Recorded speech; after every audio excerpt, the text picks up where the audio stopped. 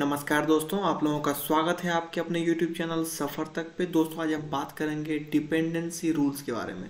दोस्तों अगर कोई रेलवे में जॉब कर रहा है तो उनके ऊपर कौन डिपेंडेंट होगा और कौन उसके लिए क्या आपको डॉक्यूमेंट सबमिट करना पड़ेगा, तो उसके बारे में इस वीडियो में डिटेल से चर्चा करेंगे। दोस्तों ये आपको जानना इसलिए ज़रूरी है क्योंकि जो डिपेंडेंट होता है एम्प्लॉय पे, उन्हीं को मेडिकल फैसिलिटी या अदर जो भी बेनिफिट है ओनली डिपेंडेंट मेंबर को ही मिलता है। तो इसीलिए कौन एम्प्लॉय पे डिपेंडेंट होगा और उसका क्या रूल्स है ये जानना बहुत ज़रूरी है दोस्तों। तो वीडियो को लास्ट तक जरूर देखें और अगर चैनल पे पहली बार विजिट कर रहे हैं तो चैनल को लाइक, सब्सक्राइब और शेयर जरूर कर दें दोस्तों। तो चलिए स्टार्ट करते हैं।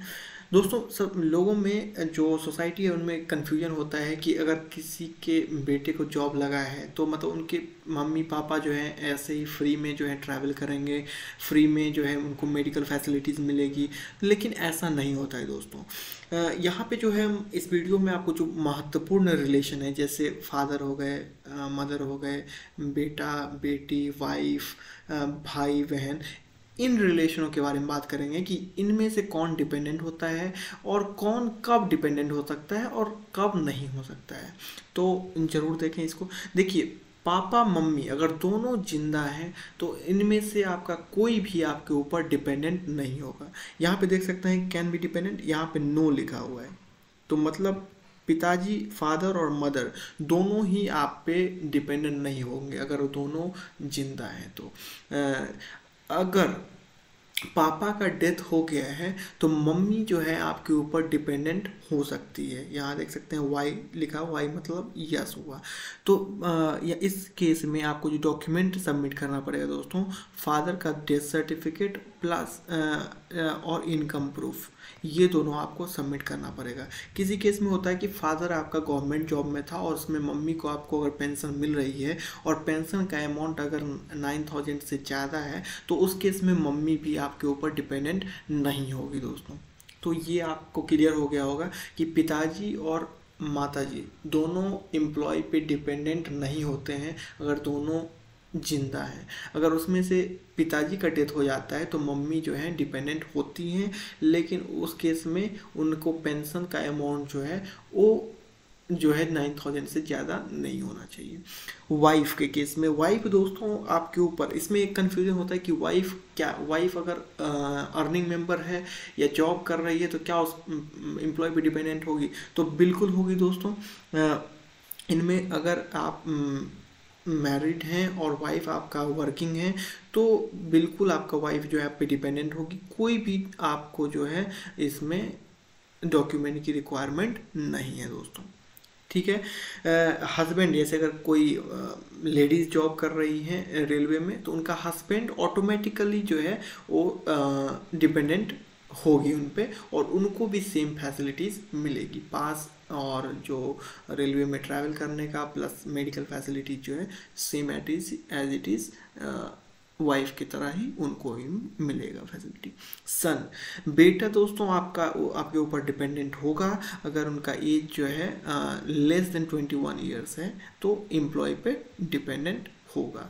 अगर 21 साल से ज़्यादा भी है लेकिन अगर कोई इंस्टीट्यूट में वो पढ़ाई कर रहा है तो उनको उस केस में भी बेटा आपके ऊपर जो सन है वो डिपेंडेंट एम्प्लॉय के ऊपर में होगा दोस्तों। अगर 21 साल से ज़्यादा है और कोई रिसर्च वर्क में है, जैसे पीएचडी वगैरह कर रहा है और कोई भी स्कॉलरशिप वगैरह नहीं मिल रहा है उनको दोस्तों, तो उस केस में भी आपका जो है सन जो है दोस्तों आपके ऊपर में डिपेंडेंट होता है। तो ये बेटा का केस हो गया दोस्तों। अब हम बात करेंगे आपके ऊपर में डॉटर का।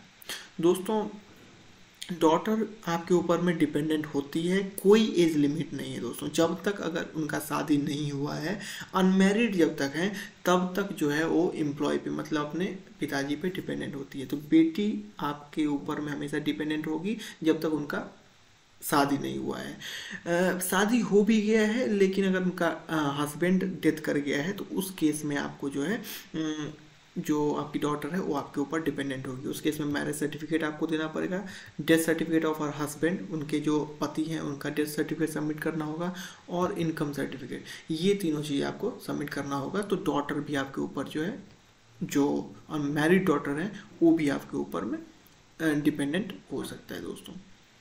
डाइवोर्स ही हैं तो डाइवोर्स सर्टिफिकेट, लीगली डाइवोर्स है तो वो डाइवोर्स सर्टिफिकेट और इनकम सर्टिफिकेट ये दोनों आपको सबमिट करना होगा।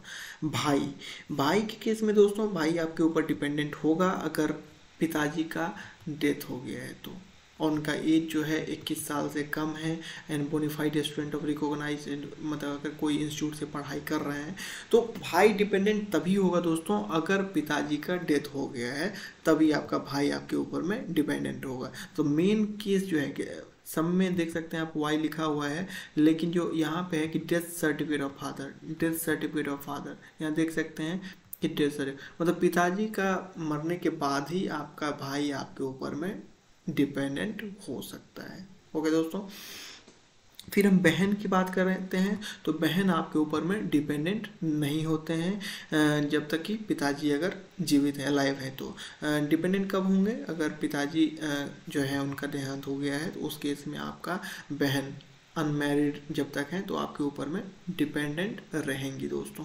तो ये आप जो है आप देख सकते हैं जितने भी केसेस थे जो इम्पोर्टेंट हैं, उसके ऊपर उसके बाद आपका बहुत सारा और है कि एडॉप्टेड सन, तो ये सब आप लोग दोस्तों देख सकते हैं। ऐसा केसेस बहुत जनरली कम आते हैं, इसीलिए मैंने इसको डिस्कस नहीं किया। बाकी अगर आपको देखना होगा तो मैं दोस्तों इस PDF को अपने टेलीग्राम चैनल जो कि सेम नेम से है दोस्तों, सफ़र तक के, उस चैनल पे आपको ये PDF शेयर कर दूंगा, वहाँ से आप कंप्लीट डिटेल्स देख सकते हैं दोस्तों।